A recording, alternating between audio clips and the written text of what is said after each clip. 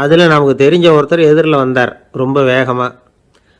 என்ன சார் வாக்கிங்க அப்படின்னு கேட்டோம். அவரால் ஆமாம்னு பதில் சொல்ல முடியல. அவ்வளவு கஷ்டம். மூச்சு விடுறதுக்கே வாயை திறந்து மூடிகிட்டு இருக்கிறார். எங்கே பேசுறது? கொஞ்சம் நின்று நிதானித்து மூச்சு விட்டுட்டு அதுக்கப்புறம் சொன்னார் ஆமாம் அப்படின்னு.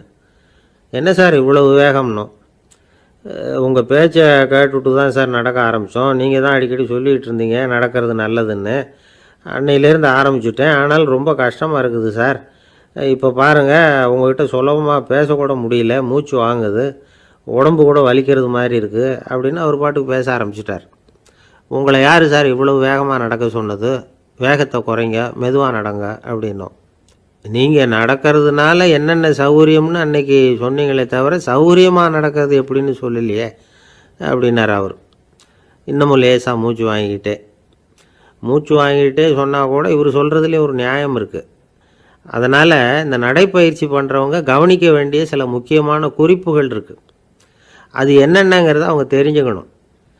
அது தெரிஞ்சு வச்சுக்கிறது நல்லது. இதெல்லாம் மருத்துவ நிபுணர்கள் சொல்கிற குறிப்புகள். அவங்க என்ன சொல்கிறாங்க தெரியுமா? உங்கள் வயசு 40க்கு மேலேயா? உங்கள் எடை இருக்க வேண்டியதை விட 10 கிலோ அதிகமாக இருக்குதா? நீங்கள் புகை பிடிக்கிறவரா? இதய நோய், இரத்த நாள நோய், உயர் இரத்த அழுத்தம் இப்படி ஏதாவது உங்களுக்கு உண்டா? அப்படின்னா நீங்கள் உங்கள் இஷ்டத்துக்கு வரிஞ்சு கட்டிக்கிட்டு நடைப்பயிற்சி பண்ண ஆரம்பிச்சிடாதீங்க. முதல்ல ஒரு மருத்துவ பரிசோதனை பண்ணிக்கோங்க, அதுதான் நல்லது அப்படின்னு அவங்க சொல்கிறாங்க. நடக்கிறப்போ, உடற்பயிற்சி செய்கிறப்போ மார்பு பகுதியில் அல்லது வேறு எங்கேயாவது தொடர்ந்து வலி இருந்ததுன்னா பயிற்சியை நிறுத்தி விட்டு டாக்டரை போய் பார்க்கணும். நடைப்பயிற்சி பண்ணுறப்போ உங்கள் சக்திக்கு தகுந்த மாதிரி மெதுவாக அதிக கஷ்டம் இல்லாமல் முன்னேறலாம். அங்கே என்ன போட்டியாக வைக்கிறாங்க? முந்திக்கிட்டு போய் என்ன பண்ண போகிறோம்? பரிசாக வாங்க போகிறோம். அதனால் நிதானம் அவசியம் அப்படிங்கிறது அவங்க ஆலோசனை. தொந்தரவு கொடுக்காத ஷூ, ட்ரெஸ்ஸு இதுகளை உபயோகப்படுத்துங்க. பாதத்தில் ஆடு தசை இருக்குல்ல, அங்கே ஏதாவது பிரச்சனை இருந்ததுன்னா டாக்டரை பாருங்கள். இந்த பாதத்தில் வலி வரும் அந்த இடத்துல. வெயில் காலமாக இருந்தால் தலைக்கு தொப்பி வச்சுக்கோங்க. பனியில் நடந்தாலும் அப்படி தான். தலையை பத்திரமா பார்த்துக்குங்க. நம்மக்கிட்ட ஏதோ கொஞ்சம் உருப்படியாக தெரியறது அது தானே. உடற்பயிற்சிக்கு முன்னாடி பின்னாடி பயிற்சி செய்கிறப்போ நிறைய தண்ணி குடிக்கலாமா. முதல் 1 மாதத்துக்கு கொஞ்சம் தளர்த்தியாக சாவகாசமாக நடக்கலாம். மணிக்கு 3 அல்லது 4 கிலோமீட்டர் வேகம்னு வச்சுங்களேன். அதுக்கப்புறம் வேகத்தை அதிகப்படுத்தலாம். மணிக்கு 6 அல்லது 8 கிலோமீட்டர் அளவுக்கு நடக்கலாம். நல்லா கையை வீசிக்கிட்டு நடக்கணும். மூச்சு விடுற எண்ணிக்கை அதிகரிக்கணும். இது மாதிரி ஒரு 30 நிமிஷம் நடக்கலாம். தனியாக நடந்து போகிறதுக்கு உங்களுக்கு என்னமோ மாதிரி இருக்குதா? கூட யாரையாவது சேர்த்துக்குங்க. ஒரு குரூப்பாக சேர்ந்து போகலாம். நடக்கிறதுங்கிறத ஒரு சந்தோஷமான சமாச்சாரமாக ஆக்கிக்கணும். தினம் இப்படி நடக்க வேண்டி இருக்குதே அப்படின்னு புலம்பிக்கிட்டே போகக்கூடாது. சில பேர் நடக்கிறப்போ கடந்த காலத்தை அசை போட்டுக்கிட்டே போவாங்க. சில பேர் வருங்காலத்தை அசை போட்டுக்கிட்டே போவாங்க. சில பேர் முக்கியமான திட்டம்லாம் இப்படி நடக்கிறப்போ தான் தீர்மானம் பண்ணுவாங்க. நடக்கிறதுனால மன இறுக்கம் குறையுது, பரபரப்பு குறையுது, மன ஆற்றல் பெருகுது, தன்னம்பிக்கை வளருது, முதுமை தள்ளி போகுது, செயல்திறன் அதிகரிக்குது. இதை தவிர உடம்புக்கும் பல விதமான சௌகரியங்கள் ஏற்படுது. அதனால் இது வரைக்கும் நடக்க ஆரம்பிக்காதவங்க இனிமேல் இந்த குறிப்புகளை கவனத்தில் வச்சுக்கிட்டு நடக்க ஆரம்பிச்சுடலாம். சார்லஸ் லேம்ப் அப்படின்னு ஆங்கில இலக்கிய மேதை ஒருத்தர், அவர் ஒரு தரம் உடம்பு சரியில்லைன்னு டாக்டர்கிட்ட போனாராம். டாக்டர் அவரை பார்த்துட்டு, நீங்கள் தினமும் காலையில் வெறும் வயத்தில் நடக்கணும் அப்படின்னாராம். வெறும் வயத்தில் நடக்கிறதுக்கு நான் தயார், ஆனால் வயிறு கிடைக்கணுமே சார். யார் வயத்து மேலே நடக்கிறது டாக்டர் அப்படின்னு கேட்டாராம் இவர்.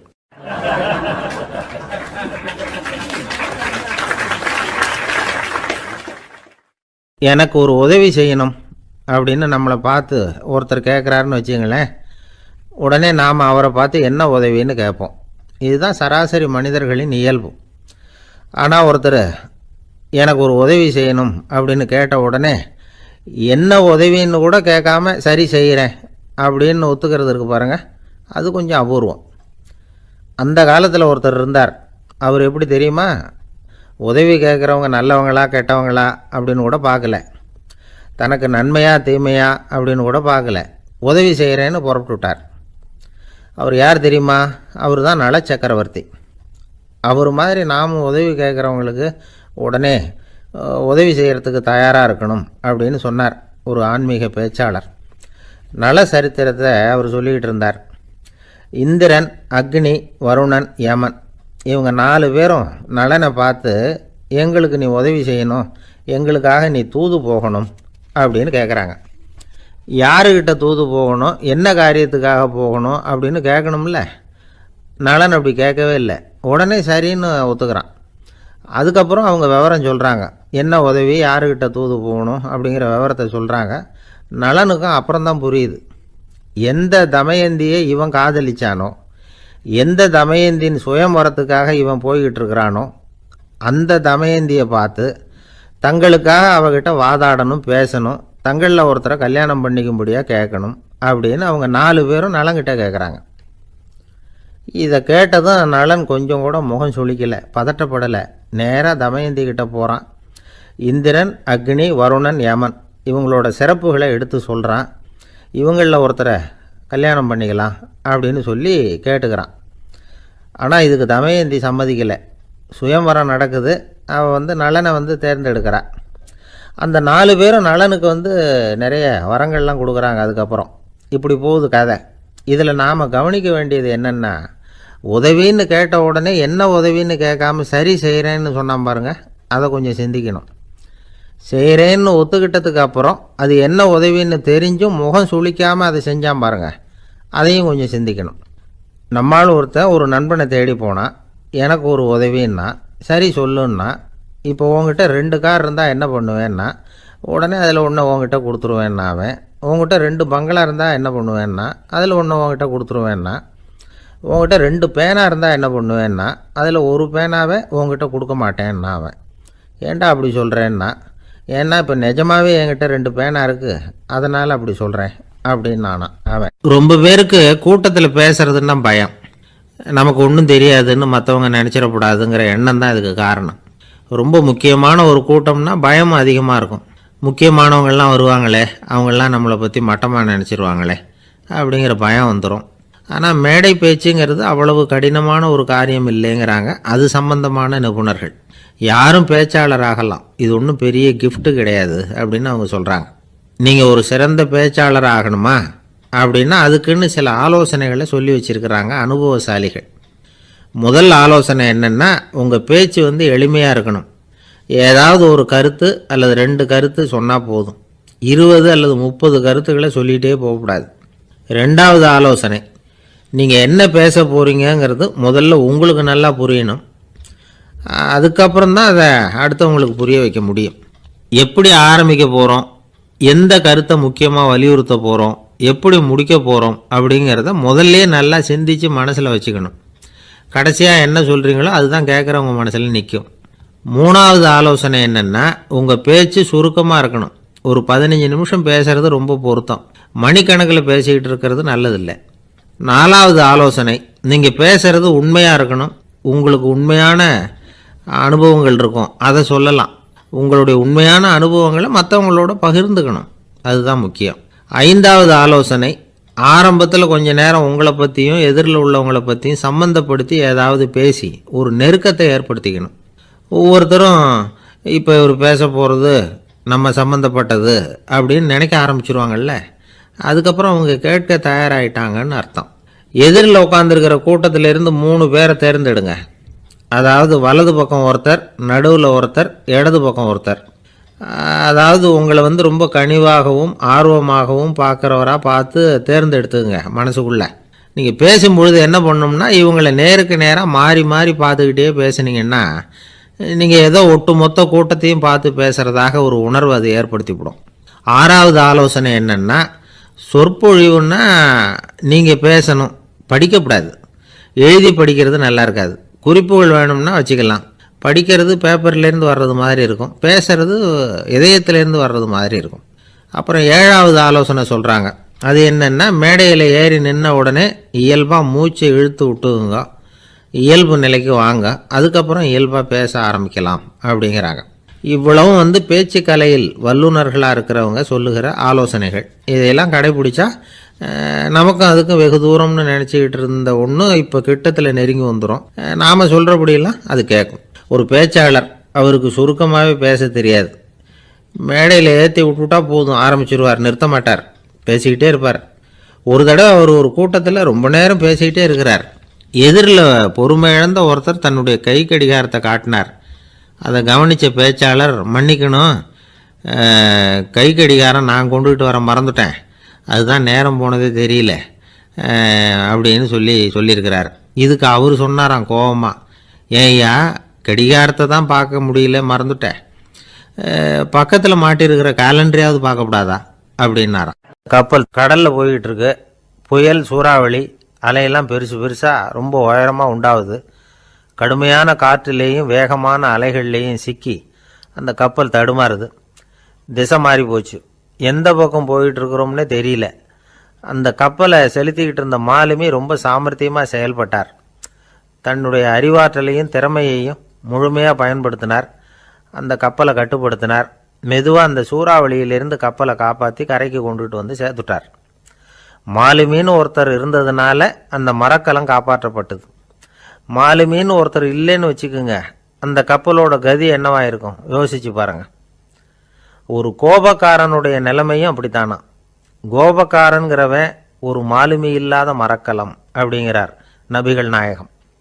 கொந்தளிக்கிற கடல்ல கொடுமையான அலைகளின் உச்சியில் அல்லல் படுகிற மரக்கலத்தை விட மோசமானது கோபக்காரனின் நிலைமை அப்படிங்கிறது அவருடைய கருத்து. அது மாதிரி இதுன்னு சொல்லல, அதை விட மோசம் இது அப்படிங்கிறார். ஏன் தெரியுமா? ஒரு கப்பல் கடல்ல தடுமாறுனா அதை சரிப்படுத்த மாலுமி இருக்கிறார். அவர் தன்னுடைய சாமர்த்தியத்தினால் அதை கட்டுப்படுத்தி சரியான வழிக்கு கொண்டுட்டு வந்துடுவார். ஆனால் கோபக்காரனுடைய நிலைமை அப்படி இல்லை அப்படிங்கிறார் நபிகள் நாயகம். மனித மனம் ஒரு மரக்கலம், அறிவு அதில் இருக்கிற மாலுமி. மாலுமி மரக்கலத்தை செலுத்துறான், அவனுக்கு கட்டுப்பட்டு அது ஓடுது. ஆனால் கோபக்காரனுங்கிற மனுஷங்கிட்ட அறிவுங்கிற மாலுமி சரியாக வேலை செய்ய மாட்டான். ஏன்னா கோபம் அந்த மாலுமியின் கண்களை அவிச்சிரும், காதுகளை கேட்காம பண்ணிவிடும். கண்ணையும் காதையும் மூடிவிட்டு கப்பலை ஓட்டுனா எப்படி ஓட்டுறது? அதனால் கோபக்காரன் மாலுமி இல்லாத மரக்கலம். இடி மின்னலில் மாட்டிக்கிட்டு கஷ்டப்படுற கப்பல் மாதிரி கஷ்டப்படுறான். பெரியவங்கள்லாம் என்ன சொல்கிறாங்க? உனக்கு கெடுதல் பண்ணவனுக்கும் நீ நன்மையே செய், எவருடைய விருப்பு வெறுப்பையும் பொருட்படுத்தாதே, பரம எதிரிக்கும் நீ நன்மை செய்ய ஆரம்பிச்சா உன்னுடைய தூய நிலையை பார்த்துட்டு அவனும் உனக்கு நெருக்கமான நண்பனாக ஆயிடுவான். இதுதான் பெரியவங்க நமக்கு சொல்லியிருக்கிறது. புனித குரான் சொல்கிறது என்ன? தீமையை நன்மையை கொண்டே நீர் தடுத்து கொள்ளும் அப்படின்னு சொல்லப்பட்டிருக்கிறதுல. இன்னா செய்தாரை ஒருத்தல் அவர் நாண நன்னயம் செய்து விடல் அப்படிங்கிறார் திருவள்ளுவர். செல்வந்தர் ஒருத்தர்கிட்ட ஒரு சிறுவன் ஆடு மேய்ச்சிக்கிட்டு இருந்தானா. பெரியவர் அவனை கூப்பிட்டு, நீ நேராக போய் ஒரு ஆட்டில் உள்ள ரொம்ப நல்ல பகுதி எதுவோ அதை எடுத்துக்கிட்டு வா அப்படின்னாரான். இவன் போனான். ஒரு ஆட்டு உடம்புல இருந்த நாக்கு, இருதயம், இது ரெண்டையும் எடுத்துகிட்டு கொடுத்தானான். பெரியவர் வாங்கி பார்த்தார். அதுக்கப்புறம் இப்போ நீ போய் இன்னொரு ஆட்டில் இருக்கிற ரொம்ப கெட்ட பகுதி எதுவோ அதை எடுத்துகிட்டு வா அப்படின்னாரான். இவன் போய் எடுத்துகிட்டு வந்தான். அவன் கையில் இருந்தது மறுபடியும் அதே மாதிரி நாக்கு, இருதயம், இது ரெண்டும் தான். என்னது இப்பவும் அதையே கொண்டுட்டு வந்திருக்கிற அப்படின்னாரான் பெரியவர். இவன் சொன்னானா, ஒரு உடம்புல உள்ள ரொம்ப நல்ல பொருளும் இதுதான், ரொம்ப கெட்ட பொருளும் இதுதான் அப்படின்னானா. இளம் வயசில் இப்படி பதில் சொன்னவர் தான் பேரறிஞர் லுக்மானுல் ஹக்கீம் அவர்கள். கோபப்படாமல் இருந்தால் இது ரெண்டும் நல்லா வேலை செய்யும், கோபப்பட்டால் இது ரெண்டும் மோசமாக வேலை செய்யும். அதை புரிஞ்சுக்கிறதுக்காக தான் இன்றைக்கி இந்த தகவல். கோபம் வந்துட்டால் நாம் என்ன செய்கிறோங்கிறது நமக்கே தெரியாது. ஒருத்தர் டாக்டர்கிட்ட போனார் அவசரமாக. டாக்டர், எனக்கு இப்போ கடுமையான கோப வெறி, எனக்கு கண்ணு மண்ணு ஒன்றும் புரியல, உடனடியாக அதை கட்டுப்படுத்தணும், உடனே இதுக்கு ஏதாவது ஒரு மாத்திரை கொடுங்க ப்ளீஸ் அப்படின்னார். அந்த டாக்டரும் உடனே ஒரு மாத்திரையை கொடுத்து, இதை உடனே போடுங்க, நான் தண்ணி கொண்டுகிட்டு வரேன்னு உள்ளே போனார். தண்ணியோடு திரும்பி வந்தார். இவர் சொன்னார், டாக்டர், நீங்கள் கொடுத்த மாத்திரை ரொம்ப பெருசாக இருந்தது, இருந்தாலும் கஷ்டப்பட்டு முழுங்கிட்டேன்னார். டாக்டர் சந்தேகத்தோடு மேசையை பார்க்குறார். பார்த்தா மாத்திரை அங்கேயே இருக்குது, பேப்பர் வெயிட்டை காணலை. தானத்தில் சிறந்தது எது அப்படின்னு ஒரு கேள்வியை கேட்டு, தானத்தில் சிறந்தது நிதானம் அப்படின்னு அதுக்கு ஒரு பதிலும் சொல்கிறவங்க உண்டு.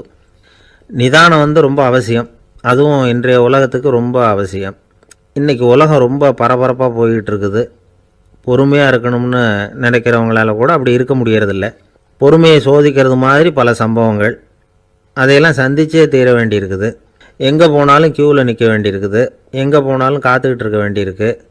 ஆஃபீஸ்லேயோ வீட்லேயோ கூட நீங்கள் நிதானமாக பொறுமையாக நடந்துக்க தெரியலன்னா உங்களுக்கு சிடுமூஞ்சி, முசுடு இப்படிலாம் பேர் வச்சுருவாங்க. அது உங்களுக்கு தேவையா? சரி, வாழ்க்கையில் பொறுமைசாலின்னு பேர் வாங்கிறதுக்கு என்ன வழி? முதல் பாயிண்ட், நீங்கள் நினைக்கிறது, எதிர்பார்க்கறது, செய்கிறது எல்லாமே 100% கரெக்டாக நடக்கணும்னு ஆசைப்படக்கூடாது.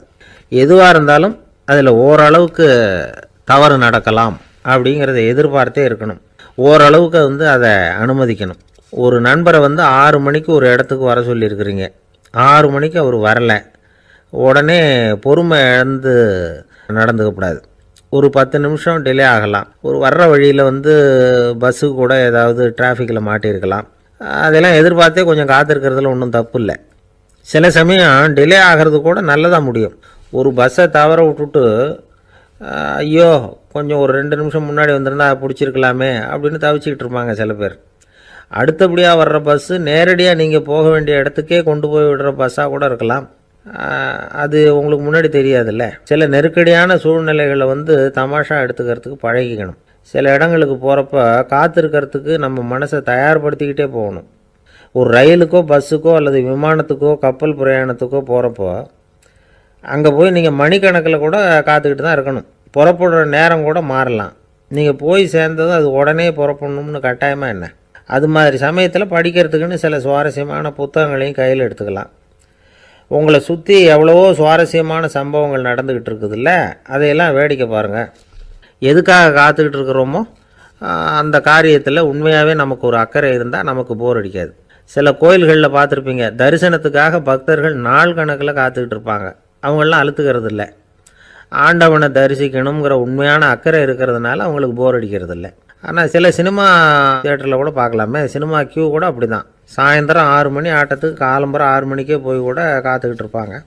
அவங்களுக்கெல்லாம் போர் அடிக்காது, படம் பார்க்குற ஆர்வம். இன்னொரு முக்கியமான விஷயத்தை நாம் பழக்கப்படுத்திக்கணும். லிவ் ஃபார் தி மூமெண்ட் அப்படிங்கிறாங்க நிபுணர்கள்.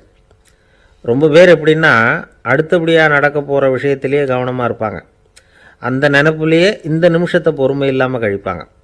ஒருத்தர் இருக்கார், அவர் எப்படின்னா ஆஃபீஸ் முடியறதுக்குள்ளேயே சார் 5 மணிக்கெல்லாம் ரெடியாக இருங்க, நாம் அந்த ஹோட்டலில் போய் டிஃபன் சாப்பிட்ணும் அப்படின்னு 4 மணிலேருந்து சொல்லிகிட்டு இருப்பார். 4:55க்கே பரபரப்பாக ஓடி வருவார். 2 பேரும் புறப்படுவோம், ஹோட்டலுக்கு போவோம், சாப்பிட்டுக்கிட்டு இருப்போம். அப்படி சாப்பிட்டுக்கிட்டு இருக்கிறப்பே சார் சாப்பிட்டு முடித்ததும் நேராக ஒரு ஜவுளி கடைக்கு போகிறோம் அப்படிம்பார். பரபரக்க சாப்பிட்டு முடிப்பார், புறப்படுவார். ஜவுளி கடையில் அவசரமாக சீக்கிரம் பில் போடுங்க சார், சினிமாவுக்கு நேரம் ஆகிடும்பார். சினிமா தியேட்டரில் உட்காந்து அடுத்தபடியாக எங்கே டின்னர் சாப்பிட்றதுன்னு யோசனை பண்ணிகிட்டு இருப்பார். ராத்திரி படுக்கையில் விழுந்ததுக்கு அப்புறமும் நாளைக்கு காலையில் எழுந்திரிச்சதும் அதை பண்ணணும் இதை பண்ணணும்னு திட்டம் போட்டுக்கிட்டே இருப்பார். அதாவது எப்போவும் அடுத்த நிமிஷம், அடுத்த நாள், அடுத்த வாரம், அடுத்த வருஷம், இதுதான் அவங்க சிந்தனை. இந்த நிமிஷம் என்ஜாய்மெண்ட்டை அவங்க இழந்துடுறாங்களாம். அதனால தான் வாழ்நாள் பூரா பொறுமையின்மை, அவஸ்தை, அல்லல். அதனால் நாம் எல்லோரும் வாழ்க்கையில் நிதானமாக இருக்கிறதுக்கு கற்றுக்கணுமா. அதுக்காக இந்த நிதானத்துக்கு வேறு விதமான அர்த்தம் பண்ணிக்கக்கூடாது. ஒருத்தர் அப்படித்தான் ஒரு தடவை அவருடைய குதிரை காணாமல் போயிட்டு தான். அதுக்காக அவர் கவலைப்படலை, நிம்மதியாக இருந்தார், சந்தோஷமாக இருந்தார். என்ன சார் இது, உங்கள் குதிரை திருட்டு போயிட்டுதுங்கிறீங்க, நீங்கள் கவலைப்படாமல் இருக்கிறீங்களே அப்படின்னு கேட்டாங்களாம். அதுக்கு அவர் சொல்லியிருக்கார், நல்ல வேலை சார், கட்டியிருந்த குதிரை காணாமல் போயிருக்குது. நான் அது மேலே உட்காந்துருக்கிற சமயம் அது காணாமல் போயிருந்ததுன்னா, திருட்டு போயிருந்ததுன்னா நானும் சேர்ந்தில் காணாமல் போயிருப்பேன் அப்படின்னாராம். எவ்வளவு நிதானமான ஆள் பாருங்கள். ஒரு நண்பர் சினிமா படம் தயாரிக்கிறவர், அவர்கிட்ட ஒரு நாள் பேசிக்கிட்டு இருந்தேன். அது எப்படி சார், நீங்கள் எடுக்கிற எந்த படமும் கையை கடிக்காத அளவுக்கு எடுத்துடுறீங்களே, அது எப்படின்னு கேட்டேன். அது ஒன்றும் பெரிய விஷயம் இல்லை சார், பெண்களுக்குன்னு சில உருக்கமான காட்சிகள், இளைஞர்களுக்குன்னு சில நடனங்கள், அடிதடி காட்சிகள், அப்புறம் வயசானவங்களுக்குன்னு சில ஆன்மீக காட்சிகள், சின்ன பிள்ளைங்களுக்கு சிரிப்பு, இப்படி எல்லாமும் சேர்த்து நான் படம் எடுக்கிறேன். மசாலா படம்னு பேர். இது ரொம்ப பெருசாக இல்லைன்னாலும் ஓரளவுக்கு சுமாராக ஓடிடும், கையை கடிக்காது அப்படின்னார். இது ஒரு உத்தி. சில பத்திரிகை ஆசிரியர்களும் இந்த உத்தியை கையாளுறது உண்டு. இந்த உத்திக்கு பார்னம் உத்தி அப்படின்னு பேர், பார்னம் எஃபெக்ட் அப்படின்னு சொல்லுவாங்க. அதாவது ஃபீனியஸ் டி பார்னம் அப்படின்னு ஒருத்தர் அமெரிக்காவில் இருந்தாராம். அதாவது 19ஆம் நூற்றாண்டில் அமெரிக்காவில் கொடிகட்டி பறந்த ஒரு சர்க்கஸ் நிறுவனத்தின் அதிபர் அவர். இந்த உலகத்தில் ஒவ்வொரு நிமிஷமும் ஒரு ஏமாளி பறந்துக்கிட்டே இருக்கிறான் அப்படிங்கிறது அவருடைய சித்தாந்தம். ஒவ்வொருத்தரையும் திருப்திப்படுத்துகிற அளவுக்கு அம்சங்களை கொஞ்சம் கொஞ்சமாக கலந்து கேளிக்கை நிகழ்ச்சிகளை நடத்தினது தான் அவருடைய மகத்தான வெற்றிக்கு காரணம். அதனால் அந்த உத்தியை யார் கடைப்பிடிச்சாலும் சரி, அதுக்கு பார்னம் உத்தி அப்படின்னு பேர் வந்துட்டுது. ஜோசியம் சொல்கிறவங்களுக்கும் இந்த உத்தி தான் கை கொடுக்குது. ஒரு விஷயத்தை ஒருத்தருடைய கோள் நிலைகள் அல்லது கையெழுத்து நிரூபிக்கிறதாக அவர்கிட்ட சொன்னால் அதை அவர் நம்பிவிடுவார். ஆனால் அந்த விஷயம் நல்லதாக இருக்கணும், நேர்மையானதாக இருக்கணும், அதாவது பாசிட்டிவாக இருக்கணும். 8ஆம் இடத்துல குரு, 9ஆம் இடத்துல சனி, நீங்கள் ஒரு பெரிய மேதை தான் அப்படின்னு சொல்லுவாங்க. கேட்குறவங்களுக்கு அதை மறுக்கிறதுக்கு மனசு வராது. அப்படி சொல்லும் பொழுது கூடவே என்ன கொஞ்சம் முன்கோபம் அதிகமாக இருக்கும், இருந்தாலும் அது உடனே மறைஞ்சிரும் அப்படின்னு சில அற்ப விஷயங்களையும் சொன்னாலும் அதையும் சரிதான்னு சொல்லி ஒத்துக்குவாங்க. ஆளுமையை எடை போடுகிற ஒரு நிறுவப்பட்ட உத்தியின் மூலமாக தன்னுடைய குணாதிசயங்கள் கண்டுபிடிக்கப்பட்டதாக அவர் நம்புறது தான் இதுக்கு காரணம். இந்த மாதம் பணத்தட்டுப்பாடு கொஞ்சம் இருக்கும், உடம்புல ஏதாவது கொஞ்சம் அசௌகரியம் இருக்கும், வீட்டுக்குள்ளே லேசாக மனஸ்தாபம் வரலாம், இது மாதிரி பொதுப்படையாக சிலதை சொன்னாலே போதும், மக்களை நம்ப வச்சுடலாம். இதெல்லாம் நமக்கு மட்டும்தான் ஏற்படுது அப்படின்னு சொல்லி அவங்க நினைக்கிறது தான் காரணம். இதுதான் பார்னம் உத்திங்கிறது. மனிதர்கள் பாராட்டுக்களை விரும்புகிறதும் விமர்சனங்களை வெறுக்கிறதும் பார்னம் உத்தியின் அடுத்த கூறு. அதனால் ஒருத்தருக்கு ஜோசியம் சொன்னாலும் சரி, அவருடைய ஆளுமையை மதிப்பிடுறதாக இருந்தாலும் சரி, அவரை புகழற மாதிரி இருந்தாலும் சரி, அப்படி இருந்தால் தான் அது சரியாக இருக்கும்.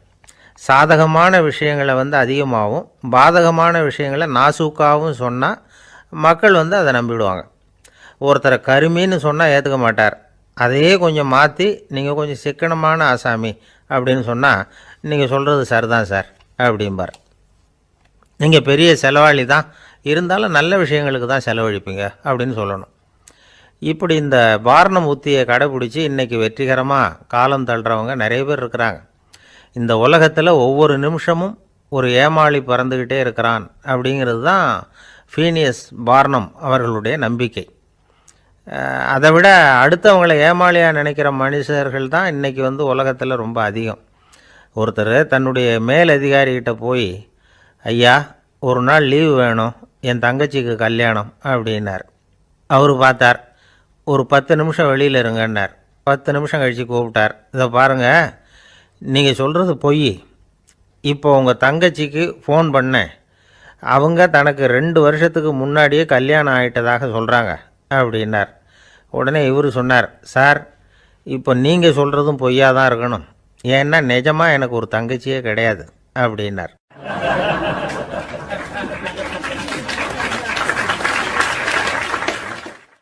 திருநெல்வேலி மாவட்டத்தில் கோவில்பட்டிக்கு பக்கத்தில் உள்ள ஊர் கடம்பூர். காமராசர் முதலமைச்சராக இருந்த காலம். கடம்பூரில் ஒரு பள்ளி சீரமைப்பு மாநாடு நடக்குது. அந்த பக்கத்தில் உள்ள பள்ளிக்கூடம்லாம் அதில் கலந்துக்குது. கண்காட்சி வேற, ஊர் பூரா விழா கோலம். மறுநாள் மாநாடு நடக்க போகுது. ஆனால் முதல் நாளே மழை பிடிச்சிக்கிட்டுது. மறுநாளும் அது விடாமல் பேஞ்சிக்கிட்டு இருக்குது. காமராசர் காலையிலேருந்து பல்வேறு நிகழ்ச்சிகளில் கலந்துக்கிட்டு சாயந்தரமாக கடம்பூருக்கு சேர வேண்டியவர். மழை பேஞ்சிக்கிட்டு இருக்கிறதுனால நிகழ்ச்சி ரத்தாயிடுமோ என்னமோ அப்படின்னு எல்லாரும் சந்தேகப்பட்டுக்கிட்டு இருக்கிறாங்க. அவர் கோவில்பட்டி பயணிகள் விடுதியில் இருக்கிறார். கடம்பூர்லேருந்து சில பேர் போய் அவரை சந்திக்கிறாங்க. மழை பெஞ்சிக்கிட்டு இருக்குதே, என்ன செய்யலாம் அப்படின்னு கேட்குறாங்க. மழை பெஞ்சால் நல்லது தானே, அதுக்காக மாநாட்டை எதுக்காக ரத்து செய்யணும், ஆசிரியர்கள் எவ்வளவு கஷ்டப்பட்டு ஏற்பாடு பண்ண மாநாடு, கட்டாயம் வந்துடுறேன் அப்படின்னாராம் காமராசர்.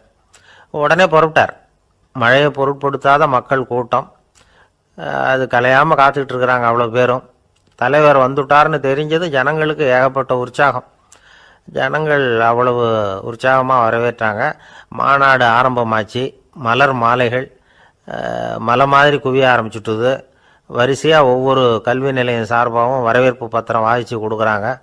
என்ன வாசிக்கிறாங்கங்கிறத காமராசர் கூர்ந்து கவனிக்கிறார். ஏகப்பட்ட புகழ் மொழிகள், ரொம்ப பாராட்டி புகழ்ந்து என்னென்னமோ வாசிச்சுக்கிட்டு இருக்கிறாங்க. கொடை வள்ளலே, குணக்குன்றே, மலையே, கடலே, இப்படி தமிழ் மொழியில் பாராட்டுறதுக்கு எத்தனை வார்த்தைகள் உண்டோ அத்தனையும் அதில் சேர்த்துருக்குறாங்க. காமராசர் பொறுமை இழந்துட்டார். போதும் போதும், உங்கள் எல்லாரையும் பார்த்து 2 வார்த்தை பேசிவிட்டு போகிறதுக்காக தான் நான் வந்திருக்கிறேன். எல்லாரும் மழையில் சிரமப்பட்டு நின்றுக்கிட்டு இருக்கிறீங்க, இப்படி என்ன புகழ்ந்து படிச்சுக்கிட்டே இருந்தால் எப்படி அப்படின்னாராம். அதுக்கப்புறம் பேசி முடிச்சிருக்கிறார். மாநாட்டு நிகழ்ச்சிகள் முடிஞ்சதும் இன்னொரு நிகழ்ச்சியில் கலந்துக்கிறதுக்காக புறப்பட்டாராம். ஒரு திறந்த ஜீப்பில் அவரை ஊர்வலமாக அழைச்சிக்கிட்டு போயிருக்கிறாங்க. தெருவில் 2 பக்கமும் ஏகப்பட்ட கூட்டம். அங்கங்கே ஜீப்பை நிறுத்தி ரோஜா மாலை, ஜருக மாலை இப்படி போட்டுக்கிட்டே இருக்கிறாங்க. அதையெல்லாம் அப்படி அப்படியே வாங்கி அங்கங்கே நின்றுக்கிட்டு இருந்த குழந்தைகள்கிட்டையும் தாய்மார்கள்கிட்டையும் கொடுத்துக்கிட்டே போகிறார். அந்த சமயத்தில் கூட்டத்துக்கு அப்பால் ஒரு பெரியவர் கையில் ஒரு மல்லிகை சரத்தோடு நின்றுட்டு இருக்கிறார். அவரால் முண்டி அடிச்சுக்கிட்டு முன்னால் வர முடியல. காமராசர் இதை கவனிக்கிறார். அவ்வளவுதான், உடனே நிறுத்தப்பா வண்டியை அப்படிங்கிறார். ஜீப்பு நிற்கிது. டிரைவரை பார்த்து, அதோ பார், அங்கே ஒருத்தர் நிற்கிறார் பார், அவர் இங்கே அழைச்சிட்டு வா அப்படின்னாராம். கூட்டம் வழி விடுது. அந்த பெரியவரை கிட்டத்தில் அழைச்சிட்டு வர்றாங்க. காமராசர் அவரை பார்த்து, வாங்க வாங்க, நல்லா இருக்கீங்களா அப்படின்னு சத்தம் போட்டு உற்சாகமாக விசாரிக்கிறாராம். பெரியவர் கண்களில் கண்ணீர், பேச்சு வரல. மல்லிகை சரத்தை அவருக்கு போடுறார். கொஞ்ச நேரம் அவர்கிட்ட பொறுமையாக பேசிக்கிட்டு இருந்துட்டு அவரை அனுப்பி வைக்கிறார் காமராசர். பெரியவர் போனதுக்கு அப்புறம் காமராசர் பக்கத்தில் இருந்தவங்க கிட்ட சொல்கிறார் அந்த பெரியவரை பற்றி.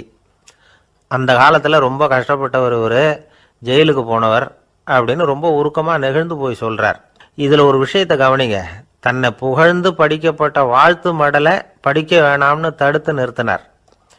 எங்கேயோ ஒரு மூலையில் கையில் ஒரு 4 முழம் மல்லிகை சரத்தோடு ஒதுங்கி நின்றுக்கிட்டு இருந்த அந்த தொண்டரை அவ்வளவு பெரிய கூட்டத்துக்கு நடுவுலையும் தேடி கண்டுபிடிச்சி கிட்டத்தில் கூப்பிட்டு அவர் கொடுத்த அன்பு மாலையை வாங்கி கழுத்தில் போட்டுக்கிட்டார். அதுதான் காமராசர். தோல்விகள் கூட அவரை கொஞ்சம் கூட பாதித்ததில்லை. ஒரு பொது தேர்தலில் அவர் தோற்று போகிறார். தொண்டர்கள்லாம் அழறாங்க. அதில் ஒருத்தர் மெதுவாக காமராசர்கிட்ட போய், என்ன தலைவரே, நீங்கள் கூட தோற்று போயிட்டீங்களே அப்படின்னு கலக்கமாக சொல்லியிருக்கிறார். அதுக்கு காமராசர், நான் கூட தோற்று போகிறதுக்கு பேர் தான்ப்பா ஜனநாயகம் அப்படின்னாராம். ஒரே ஒரு ஊர், அந்த ஊருக்கு பேர் கொடையாளிப்பட்டி. அந்த பேருக்கு தகுந்த மாதிரி தான் அந்த ஊர் மக்களும். யார் என்ன கேட்டாலும் இல்லைன்னு சொல்லாமல் கொடுப்பாங்க. கொடையாளிகள் நிறைந்த ஊர். இனாமா மட்டும் இல்லை, கடனாகவும் பணம் கொடுப்பாங்க. யாருக்காவது அவசரமாக பணம் தேவைப்பட்டதுன்னு வச்சுக்கோங்க, அந்த ஊருக்கு போய் வாங்கிக்கலாம். பத்திரம் தேவையில்லை, சாட்சி தேவையில்லை, ஜாமீன் தேவையில்லை, எந்த உத்தரவாதமும் கேட்காம பணம் கொடுத்துருவாங்க. நம்மால் ஒருத்தனுக்கு பணம் தேவைப்பட்டது. சொந்த பந்தம்லாம் கேட்டு பார்த்தா யாரும் கொடுக்குற வழியாக தெரியல. எல்லாரும் அவங்கவுங்க சௌரியத்தை பார்க்குறவங்க, அடுத்தவங்க சௌரியத்தை பற்றி கவலைப்படாதவங்க. இவன் எல்லாரையும் கேட்டு பார்த்துட்டு சோர்ந்து போய் உக்காந்துட்டான். அந்த நேரம் தான் கொடையாளிப்பட்டியை பற்றி கேள்விப்பட்டான். அப்படி ஒரு ஊர் இருக்கிறது தெரிஞ்சதும் அந்த ஊருக்கு வழி கேட்டுக்கிட்டு ஒரு நாள் புறப்பட்டு போனான். வயல்காட்டு வழியாக போக வேண்டியிருந்தது. மெதுவாக நடந்து ஊர் எல்லைக்கு வந்துட்டான். 2 பக்கமும் விவசாய வேலைகள் மும்முரமாக நடந்துக்கிட்டு இருக்குது. ஏர் உழுதுகிட்டு இருக்கிறாங்க. அப்போ அங்கே ஒரு ஆளை பாம்பு கடிச்சுட்டுது. பக்கத்தில் வேலை செஞ்சுக்கிட்டு இருந்தவங்க ஓடி வந்தாங்க. அவசரமாக செய்ய வேண்டிய முதல் உதவியெல்லாம் செஞ்சு பார்த்தாங்க. பலன் இல்லை. அந்த ஆள் செத்து போட்டான். அவன் செத்து விட்டான்னு தெரிஞ்சதும் அவனை தூக்கி வரப்பு மேலே போட்டுட்டு எல்லாரும் அவங்கவுங்க வேலையை கவனிக்க ஆரம்பிச்சிட்டாங்க.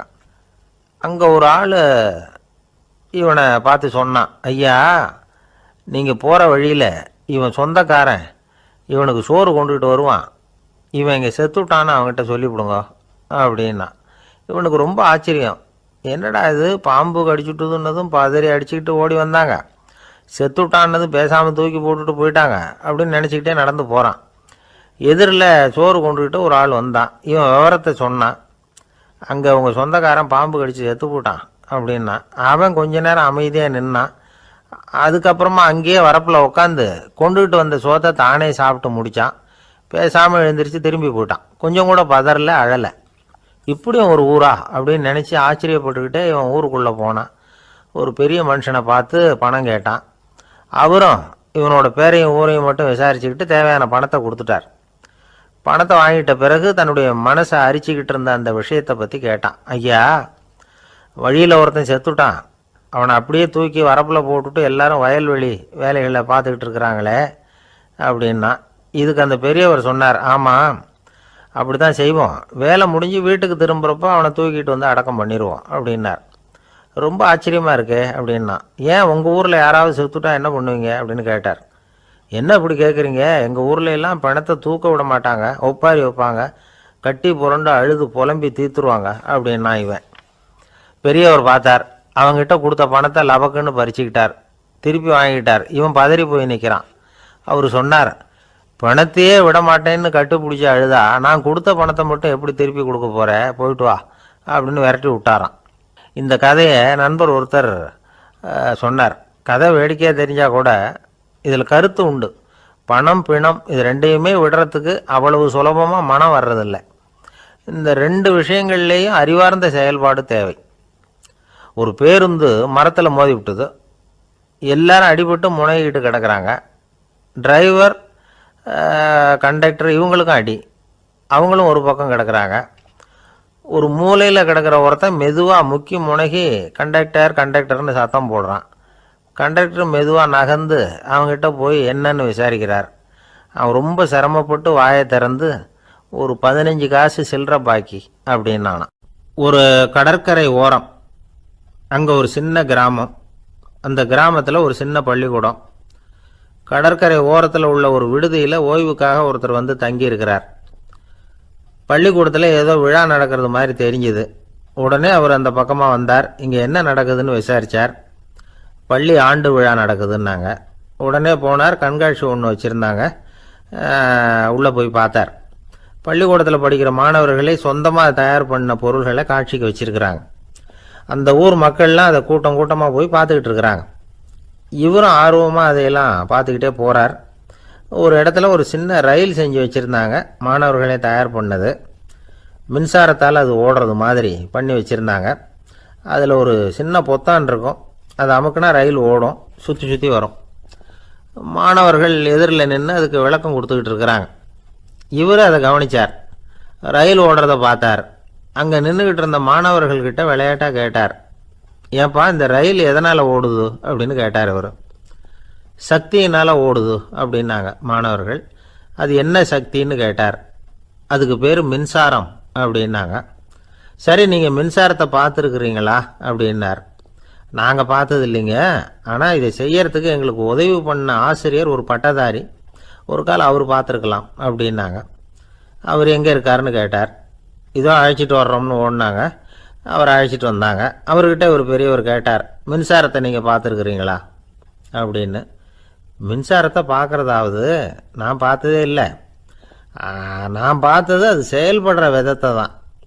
அது விளக்கை வந்து எரிய வைக்குது, ரயிலை ஓட வைக்குது, இது மாதிரி எத்தனையோ எந்திரங்களை வந்து செயல்பட வைக்குது. ஆனால் உண்மையிலேயே அது என்னன்னு எனக்கு தெரியாது.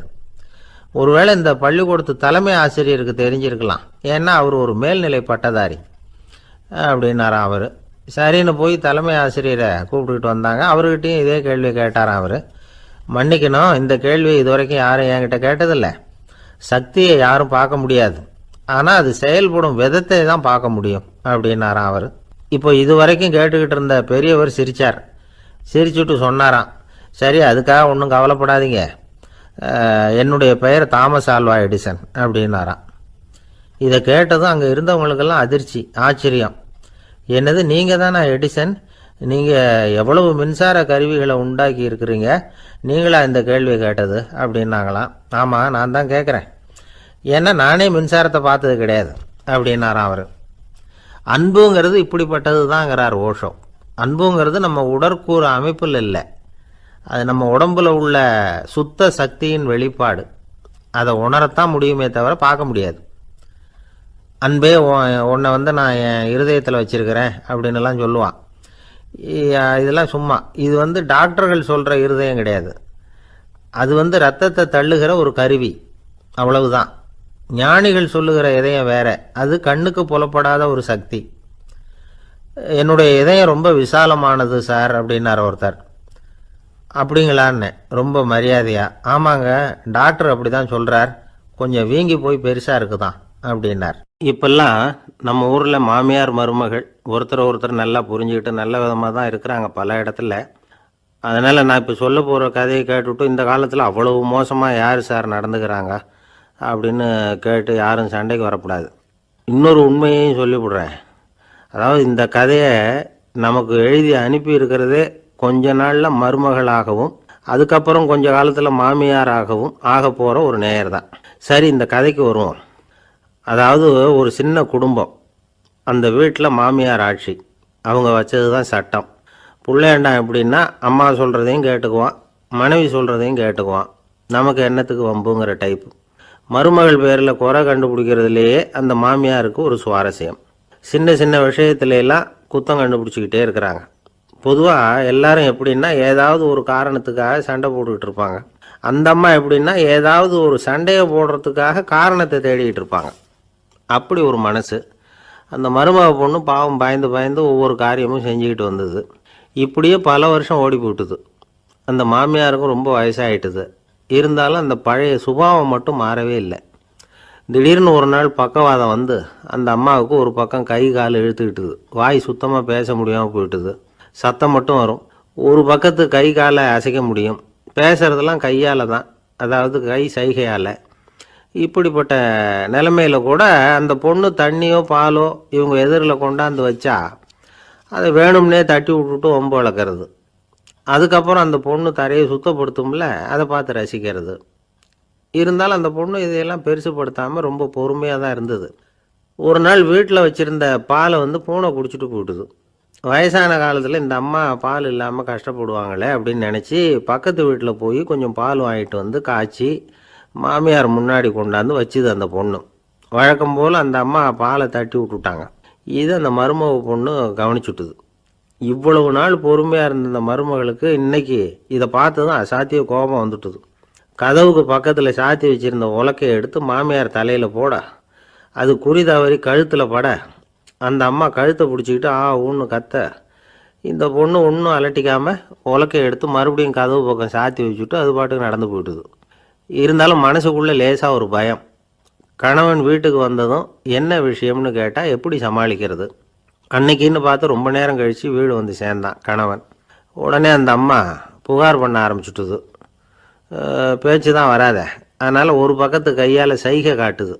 கதவுக்கு பக்கத்தில் இருந்த உலக்க பக்கமாக கையை நீட்டி காட்டி, அப்படியே அந்த கையை தன் கழுத்துக்கு பின்பக்கமாக சுற்றி காட்டி, நாக்கை வெளியில் நீட்டி நடந்த விஷயத்தை புரிய வைக்கிறதுக்கு முயற்சி பண்ணுது. இவனுக்கு ஒன்றும் புரியல. என்ன சொல்கிறாங்க அம்மா அப்படின்னு மனைவிகிட்ட கேட்குறான். அதுக்கு அந்த பொண்ணு ரொம்ப புத்திசாலித்தனமா, என்னங்க உங்கள் அம்மா சொல்கிறது உங்களுக்கு இன்னும் புரியலையா? அவங்க உங்களை பார்த்து என்ன சொல்கிறாங்கன்னா, ஏண்டா உலக்க மாதிரி நிற்கிற, சாக போகிற எனக்கு சங்கிலி எதுக்கு, என் கழுத்தில் கிடக்கிற இந்த சங்கிலியை கழட்டி என் மருமக கழுத்தில் போடுறா அப்படின்னு சொல்கிறாங்க அப்படின்னு தான். ஓ அப்படியா விஷயம்னு சொல்லி அம்மா கழுத்தில் இருந்த சங்கிலியை எடுத்து மனைவி கழுத்தில் போட்டுட்டு, அம்மா உன் விருப்பப்படியே போட்டாச்சு, இனிமேலாவது நிம்மதியாக படுத்து தூங்கு அப்படின்னு சொல்லிவிட்டு உள்ளே போயிட்டான். பார்த்தீங்களா கதையை? அதனால தான் மாமியார்கள் சைகை காட்டுறதுன்னா கூட இனிமேல் ஜாக்கிரதையாக இருக்கணும். ஆஃபீஸில் வேலை பார்க்குற ஒருத்தர் வந்தார். பேசாமல் ஒரு 10 நாள் லீவு போட்டுடலாமா பார்க்குறேன் அப்படின்னார். ஏன்னு கேட்டோம். என்னுடைய மேலதிகாரி ஒரு முசுடு சார், அவர்கிட்ட வேலை பார்க்குறது ரொம்ப கஷ்டமாக இருக்குது அப்படின்னார். ஆஃபீஸில் வேலை பார்க்குறவங்கெல்லாம் ஒரு விஷயத்தை நல்லா ஞாபகத்தில் வச்சுக்கணும். மேலதிகாரிங்கிறவர் ஒரு பெரிய மகான் இல்லை, அவரும் ஒரு மானிட பிறவி தான். சராசரி மனுஷனுக்குள்ள பலம் பலவீனம் ரெண்டும் அவருக்கும் உண்டு. அதனால் அவரை கொஞ்சம் அனுசரித்து போகிறதுக்கு பழகிறது தான் நல்லது. மேலதிகாரிகளில் பல வகை உண்டு. அதில் முக்கியமாக 3 வகை. அதில் ஒரு வகை எப்படி தெரியுமா? உங்களை ஒரு வேலை செய்கிற மெஷினாக மட்டுமே நினைக்கக்கூடிய வகை. இவங்கள்லாம் எப்படின்னா, எங்கேயாவது வெளியூர் போயிருந்தா கூட அங்கேருந்து ஃபோன் பண்ணுவாங்க, அந்த வேலை என்னாச்சு இந்த வேலை என்னாச்சு அப்படின்னு. இவங்களுக்கெல்லாம் உங்கள் நலனை பற்றியோ உங்கள் குடும்பத்தை பற்றியோ அக்கறை இருக்காது. நீங்கள் சொல்கிற யோசனை எதுவும் இவங்ககிட்ட எடுபடாது. கொடுத்த வேலையை பாரு, நீ எனக்கு புத்தி சொல்ல வேணாம் அப்படிம்பாங்க. இவங்களை அனுசரித்து போகிறதுக்கு ஒரே வழி, இவங்க எதை சொன்னாலும் சரின்னு சொல்லிவிட்டு வேலையை கவனிக்க வேண்டியது தான். இவங்கக்கிட்ட வேறு எந்த கேள்வியும் கேட்டுக்கிட்டு இருக்கக்கூடாது. ஆமாம் சாமி போடுறது கௌரவ குறைச்சல் இல்லை, அது ஒரு அலுவலக சௌகரியம், அவ்வளவுதான். இன்னொரு வகையான மேலதிகாரிகள் எப்படி தெரியுமா? இவங்கெல்லாம் ஆஃபீஸ் வேலையை பற்றி அதிகமாக கவலைப்பட்டுக்கிட்டு இருக்க மாட்டாங்க. தங்களுடைய சொந்த இமேஜ் பாதிக்கப்படக்கூடாதுங்கிறதுலையே கவனமாக இருப்பாங்க. இவங்கெல்லாம் அடிக்கடி உங்கள் நலனை விசாரிப்பாங்க. அதே மாதிரி நீங்களும் அவரை விசாரிக்கணும்னு எதிர்பார்ப்பாங்க.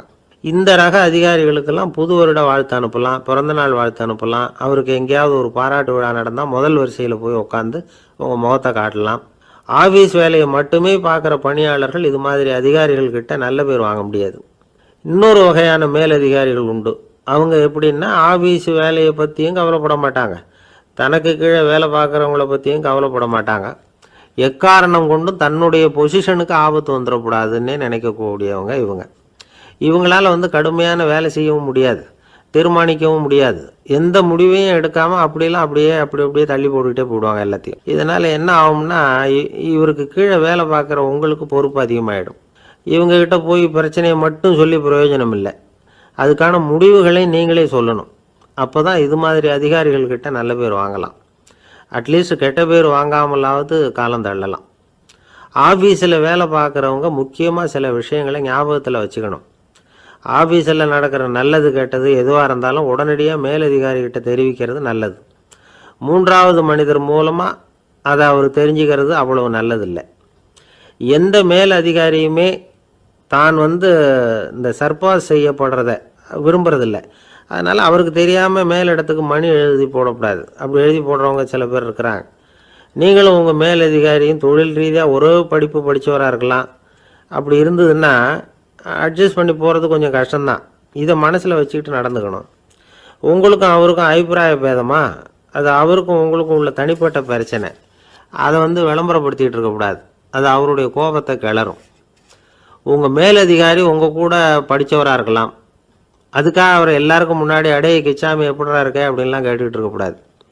பொதுவாக யாரும் அதை விரும்புறதில்லை. இவ்வளவையும் உங்கள் மனசில் வச்சுக்கிட்டு கொஞ்சம் சாமர்த்தியமாக நடந்துக்கிட்டிங்கன்னா ஆஃபீஸ் உங்களுக்கு அவஸ்தையாக இருக்காது, ஆனந்தமாக இருக்கும்.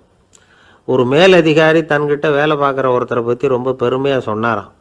எங்கள் ஆஃபீஸில் எவ்வளவோ பேர் வேலை பார்க்குறாங்க, எல்லாரும் தினமும் ஏதாவது பிரச்சனைகளை சொல்லிகிட்டு இருப்பாங்க. ஆனால் இவர் ஒருத்தர் மட்டும்தான் இது வரைக்கும் என்கிட்ட எந்த பிரச்சனையும் சொன்னதே இல்லை. அவர் பாட்டுக்கு வருவார், வேலை பார்ப்பார், போயிடுவார் அப்படின்னாராம். நான் உடனே அவ்வளவு பெருமைக்குரிய அந்த ஊழியரை பார்த்து கேட்டேன், ஏன்பா உன்னுடைய மேலதிகாரிகிட்ட நீ எந்த பிரச்சனையும் கொண்டுகிட்டு போகிறதே இல்லையாமே அப்படின்னு கேட்டேன். அதுக்கு அவர் சொல்கிறாரு, ஆமாங்க, அது ஏன்னா அவரால் எந்த பிரச்சனையுமே தீர்க்க முடியாதுங்கிறது எனக்கு நல்லா தெரியும், அதனால் அப்படி செய்கிறேன், வேற ஒன்றும் இல்லை அப்படின்னார் ரொம்ப பொறுமையாக. ஒரு ஊரில் ஒருத்தர் இருந்தான். ஒரு நாள் காலையில் எழுந்திரிச்சான். ஒரு 10 ரூபாய் எடுத்து சட்டை பையில் வச்சுக்கிட்டான். கடை தெருவுக்கு புறப்பட்டான். காய்கறி வாங்குறதுக்காக அவன் போகிறான். காய்கறி சந்தைக்கு போய் சேர்ந்தான். கத்திரிக்காய் 4 கிலோ கொடுங்கன்னா கொடுத்தாங்க. காசு கொடுக்கறதுக்காக சட்டை பையில் கையை விட்டான். பணத்தை காணும். 10 ரூபாய் சட்டை பையில் வச்சுக்கிட்டு தான் வந்தான். அது இப்போ அங்கே இல்லை. வழியில் எங்கேயும் அது விழுந்துட்டு போட்டுருக்கு.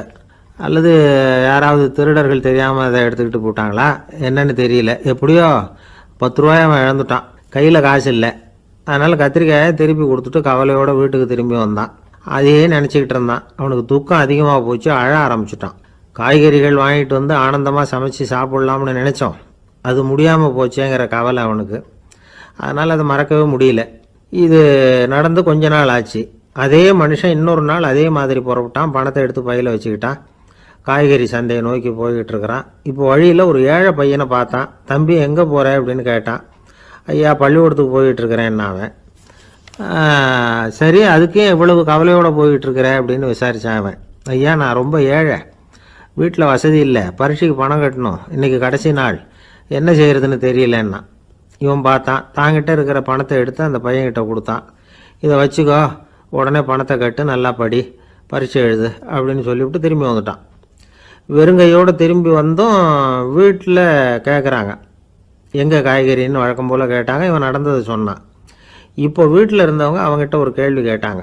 ஏங்க இதே மாதிரி முன்னாடி ஒரு தடவை காய்கறி வாங்க போய் வெறுங்கையோடு திரும்பி வந்தீங்க, இப்போவும் வெறுங்கையோடு தான் திரும்பி வந்திருக்கிறீங்க.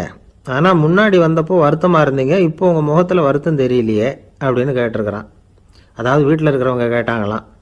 இப்போ அந்த மனுஷன் யோசிக்க ஆரம்பித்தானான், இந்த 2 நிகழ்வுகளுக்கு என்ன வித்தியாசம்? போன தடவை அவன் பணத்தை இழந்தான், இந்த தடவை அவன் பணத்தை இழந்திருக்கிறான். போன தடவை யாரோ திருடிட்டு போயிட்டாங்க, இந்த தடவை அவனாவே ஒரு பையன் பேரில் இறக்கப்பட்டு எடுத்து கொடுத்துருக்குறான். அன்னைக்கு பணம் போயிட்டுதேன்னு வருத்தமாக இருந்தது, இன்றைக்கி பணம் போனாலும் மனசுக்கு மகிழ்ச்சியாக இருக்குது, நிறைவாக இருக்குது. கொஞ்சம் யோசிச்சு பாருங்கள். பணத்தை இழந்தது மகிழ்ச்சிக்கோ வருத்தத்துக்கோ காரணமாக இருக்க முடியாது. அப்படின்னா வேறு எது காரணம்? அன்றைக்கு பணத்தை இழந்துட்டேன்னு அழுதான், இன்றைக்கு பணத்தை இழந்தாலும் மகிழ்ச்சியாக இருக்கிறான். ஆகவே மகிழ்ச்சிக்கும் துக்கத்துக்கும் இழப்பு காரணம் அல்ல, இழப்பு பற்றிய நம்முடைய அறிவு தான் காரணம் அப்படிங்கிறது பெரியவர்களுடைய கருத்து. எந்த பொருளும் நமக்கு கவலையை உண்டு பண்ணுறதில்ல, அந்த பொருள் பேரில் நாம் வைக்கிற பற்று தான் கவலையை உண்டு பண்ணுது. பொருள்கள் நம்ம விட்டுட்டு போயிட்டா நாம் அழுதுகிட்டு இருக்கிறோம், நாமே அதுகளை விட்டுட்டு வந்துட்டா மகிழ்ச்சியாக இருக்கிறோம். இந்த உண்மையை புரிஞ்சுக்கிட்டு நம்முடைய வாழ்க்கையை நல்ல விதமாக அமைச்சிக்கணும். ஒரு ஆள் அழுதுகிட்டு இருந்தான். ஏன்டா அழுவுறேன்னு கேட்குறார் ஒருத்தர்.